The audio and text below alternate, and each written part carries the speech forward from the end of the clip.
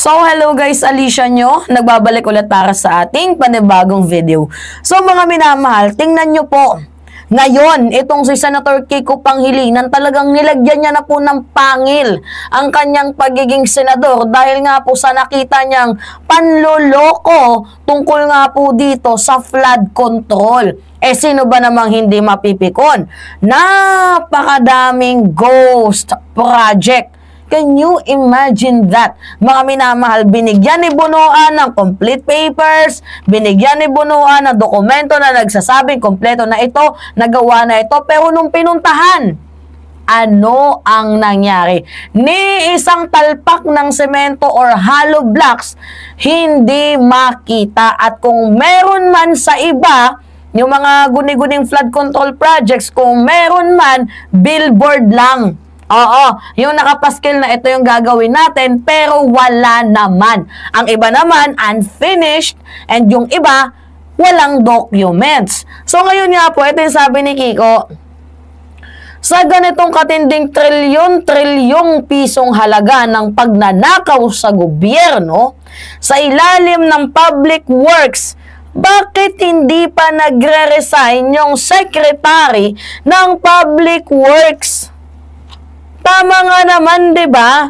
Bakit hindi pa nagre-resign yung secretary na si Bunuan? Bakit? Anong merong kakapalang muka ang merong hinahawak ka? Ano ba? Nabubulol na si Mima. Anong klaseng masilya ang itinapal dyan sa pagmumukha mo na bakit ang kapal-kapal?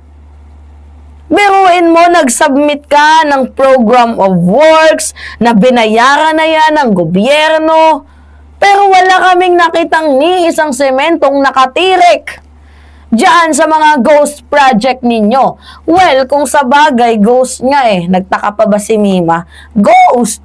Multo! Alangan naman makita natin yung multo. Multo nga eh. 'Di ba? Minumulto ka na ba ng mga proyektong hindi mo ginawa? May kanta dyan eh. Minumulto na ako ng damdamin ko, ng damdamin ko. Ay, napakanta pa si Mima. Hoy, pero kakaibib din itong si Ping Lacson. Talagang inireveal niya yung isang kongresistang nangungupal. Oo. Yung tipong, ay, meron ding mga paperwork, submitted, complete, pero ang nangyari, unfinished. Tapos, inireveal niya pa yung kickback ng ilang tao na nandyan sa departamento na nakinabang. O, eto. Tingnan natin to mga minamahal, tong video na to. Galit na galit si Lolo mo, Ping, oh. Ako din, Lolo Ping. Galit na galit din ako sa mga kupal na yan. Mga walang kwenta, dapat nagre-resign yan eh. Although, kahit makamarcos itong si Bunuan, actually, dapat hindi lang si Bunuan eh. Dapat ito ding si Villar. Diba? Hugas kamay itong mga kupal na to eh. Oh. Mahaba, ngunit malaban ang naging privileged speech ni Senador Panfilo Ping Lacson kaugnay sa Ghost Infrastructure Project sa gobyerno. Tinukoy ng senador ang ilan sa mga proyekto at ang mga taong nasa likod nito. Ang agenda report hatid ni Hannah T. live mula po dyan sa Senado. Hannah, ano pa ba ang sinabi ni Senator Ping Lacson? Pinky, may isa ng kongresistang pinangalanan na may kaugnay sa issue ng flood control projects. Sa isang bombshell privilege speech kani-kanina lang na pinangalan ng Flooded Gates of Corruption, ibinunyag ni Budget Hawk at Senador Ping Lacson na may flood control projects sa Oriental Mindoro na may lantarang congressional banners umano na nakalagay. Doon nakasaad ang agila o aksyon gobyerno at inisyatibo sa larangang lehislatura na base sa presentasyon ni Lacson, proyekto ni Oriental Mindoro 1st District Representative Arnan Panaligan. Oy, napangalanan na si Boss Arnan. Galaw-galaw naman. Kung wala namang napuntahan, pakibalik na lang yung pera ng taong bayan. Mahiya ka naman. Kung meron kang hiya mahiya ka naman. Mismo sa social media ng kongresista na ang mga proyekto ito sa Nauhan at Baco ay funded by his office. Aguila na natuklasan naming mula sa program funds, isa sa Barangay Burbuli at isa sa Barangay San Jose. Sa tagal ko na rin pong nagbubusisi ng pampasang budget, ang pagkakaalam ko po, masalimuot ang proseso ng paggamit ng unprogrammed appropriations under the Special Purpose Fund para mag-augment sa ilang items under the regular budget. Hindi po madaling ma-access ito. Dapat A, may excess revenue collections, or B, new revenue collections, or C, those arising from new tax or non-tax sources, or D, approved loans para sa foreign assisted projects. Ang halaga, hindi barya. Ang proyekto sa Barangay Burbuli, Baco ay 95 million pesos, habang ang sa Barangay San Jose, Nauhan ay umabot ng 231 million pesos. Pareho raw itong galing sa unprogrammed funds na hindi raw basta-basta na-access. Sa kabuuan, ang Nauhan ay nakatanggap ng halos 19 billion pesos mula 2023 hanggang 2025 para sa flood control projects. Pero marami sa mga ito agad din gumuho matapos ang unang habagat. Una nang nilantad ng Bilyonaryo News Channel ang di umano'y naglalakihang insertions sa 2025 national budget kung saan isa sa pinakamalaking allocation ay napunta sa infrastructure at flood control projects. Mula sa Aguila, in-expose pa ni Lacson ang ghost projects na hindi lang isa o dalawa kundi 30 na nasa probinsya ng Bulacan. 30 na proyekto sa Bulacan. Joel Villanueva, ano na? Kaya pala sinabi ni Joel Villanueva na ako wala akong kinalaman dyan sa mga flood control projects dyan sa Bulacan. Kung wala kang kinalaman, sino ang may alam? Diba? Pinapaniwala mo pa kami na kahit tanungin pa ninyo yung DPWH, kung pumunta ako sa kanila, kung kilala ko yung contractor nila. Joel, di naman kami pinanganak kahapon. Sino ba namang mangmang na senador, alkalde, or kongresista ang rerekta pumunta sa DPWH, makikipagtoktokan, kakausapin, tapos sasabihin, oy boy, ito yung kunin mong contractor. Malamang hindi ganun umiikot yung korupsyon. Paano iikot ang korupsyon? Layers by layers yan. O, papadaanin pa yan sa second, third, fourth person para lamang walang trace yung pangalan mo. Huwag mo nga kaming kinukupal, Joel. O, 30 ha? 30 ghost project sa hometown ng Bulacan. Apakatindi. Kala mo, hindi namin alam na ikaw yung may isa sa pinakamalaking budget insertion sa flood control? Ang tindi naman ni lolo mo, Joel. Kaka-wave ka talaga.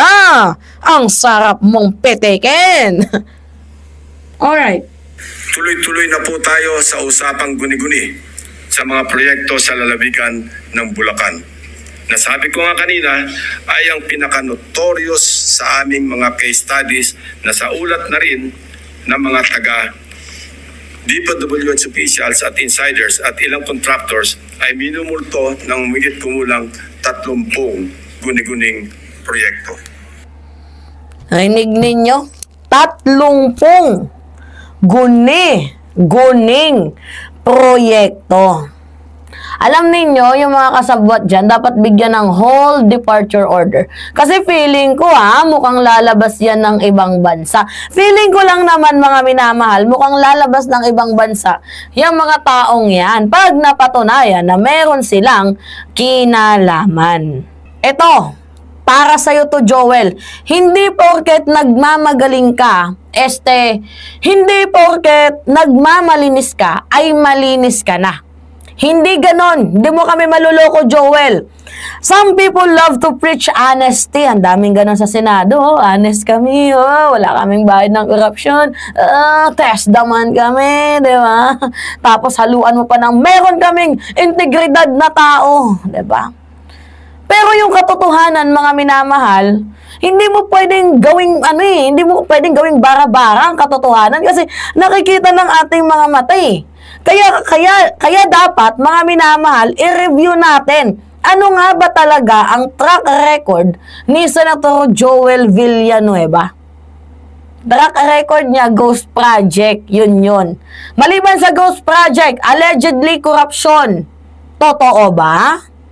Meron pang mga allegation tungkol nga po dito sa mga questionable donors, and yet he continue to grandstand like he has never been tainted. Alam niyo yun, mga minamahal? Ngayon, pag-usapan naman natin yung Ghost Project and PDAF mess.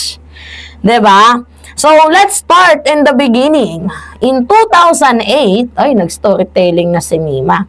When Joel was still SIBAC, yung CIBAC sa party list, he allocated 10 million from his PDAF, Priority Development Assistance Funds. So ngayon, ang nangyari, yung pera, diba, ay napunta doon kay Aaron sa Foundation Incorporation. So, a supposedly non-government organization, but wait lang, mayroon problema, yung pondo, mga minamahal, para daw sa agri-livelihood training. Pero, sabi ng Commission on Audit ng COA, ito pala ay isang ghost projects. As in zero, as in naay jud, as in walay jud, wala. Yung pondo, hindi na natin nakita. Way back 2008 yun, ha? Yung miyembro pa siya ng SIBAC. Grabe naman tong history niya, no? Ni Joel Villanueva. Kakaibib ka. Katangi-tangi ka. Tangina mo ka. Parang ganito kasi yun mga minamahal. Sa madaling salita, itong si Joel ay parang nagpa-seminar. Oo. Nagpa-seminar si lolo mo Joel. Pero, ang mga participant ay imagination. Imaginary. Kagaya ng ghost student ni Sara Duterte. Diba ang galing? Matindi. But not in a good way. Mga minamahal. So ngayon, sa ombudsman, itong si Joel Villanueva ay guilty. Yes, tama yung narinig ninyo. Joel Villanueva is guilty. Noong November 2016, the ombudsman found Villanueva guilty of grave misconduct, serious dishonesty, and conduct prejudicial to the best interest of the service. Tindi mo talaga. Ngayon, ano yung penalty niya? Dismissal lang. Dismissal from the public service and perpetual disqualification from holding any public office. Pero bakit? Bakit? Naging senador pa din siya. Why? Why? Kain gaway, kamori agay, why? Siyempre, ito na yung sagot sa katanungan natin.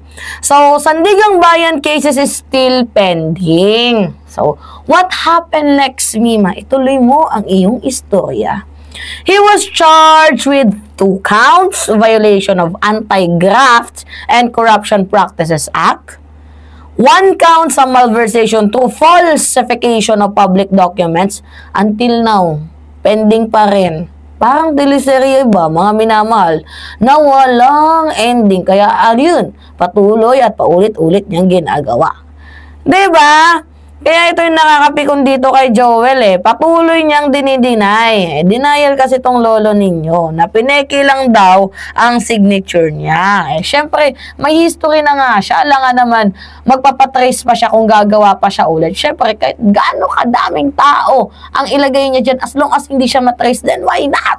Diba, naiintindihan naman ako ninyo? So ngayon, ang sabi dito, patuloy na nag-deny itong si Villanueva dahil pineki lang daw ang signature niya. So if ganon, bakit hindi niya kinasuhan si Napoles? Bakit hindi mo kinasuhan si Napoles? Come to think of it, mga minamahal. So ngayon, fast forward, malakas si Joel kay Cheese. Baluarte ni Joel Villanueva ang Bulacan. Alam niyo yan. And Bulacan got what? Got ano? In the 2025 national budget, Bulacan Senator Joel's home turf receive 12.8 billion infrastructure allocation. So, that's the biggest budget insertion courtesy of Senate President Jesus Cordero. Sip-sip tayo kasi, di ba? Ngayon, ito ang tanong. Saan ginastos ang infrastructure ng 12 billion? Ni hindi nga maikakaila, mga minamahal, ang pagbaha. 'Di ba? Tapos ang numero ng mga problema dyan sa Bulacan. Kaya mapapatanong ka na lang, saan nga ba napunta ang 12 billion na yan? 'Di ba? Naisip kaya yan ni Joel Villanueva? If yes, bakit palpak ang kanyang flood control sa Bulacan? At bakit mayroong mga ghost project? Alam mo, dapat mo yung sagutin, Joel Villanueva. Huwag kang magmamaang-maangan at huwag kang papansin sa Senado. Ngayon, pag-usapan natin itong 20 million illegal donation. O yan, dami nating kay Joel, no? Baka umiyak ko na tong si Joel. Ngayon, itong teleseryeng to, parang kay Quezzo din, diba? Merong friendship fee. So, let's talk about campaign donors. Campaign donors, yun, bawal yun kontrakto, ha? Pakatandaan ninyo. Pero bakit ang iba, ang campaign donors nila, ginawa nilang kontraktor? Okay, way back 2023. The Philippine Center for Investigation Journalism, or PCIG, New San Jose Builders Incorporation, NSGBI, owned by Housing Secretary Jerry Acuzar. So, Jerry Acuzar gave 20 million to Joel's 2022 Senate campaign. PCIJ called it the biggest corporate donation to any senatorial candidate.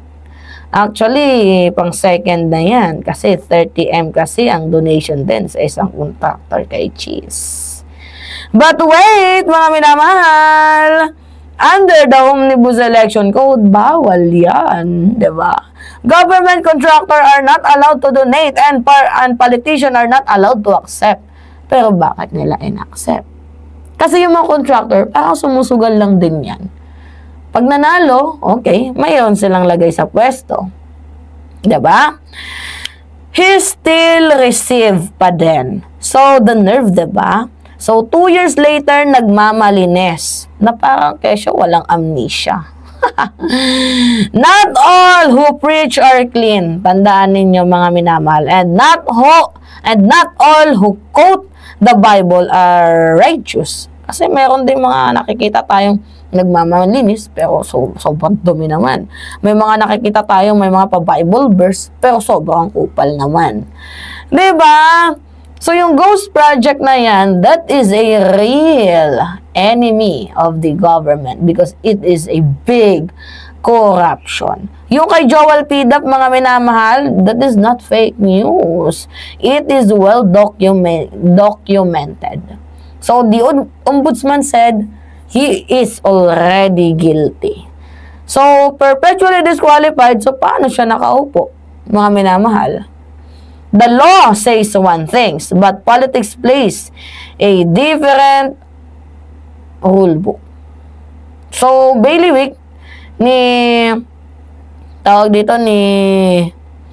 Villanueva, mga minamahal, ang Bulacan. And he gets 12.8 billion. So, bakit malaki pa din ang problema sa Bulacan? Tanong lang yan, ha? Tanong lang yan, mga minamahal. Tanong lang. Alright, it's me again, Alicia nyo. Nagbabalik muli para sa ating panibagong video.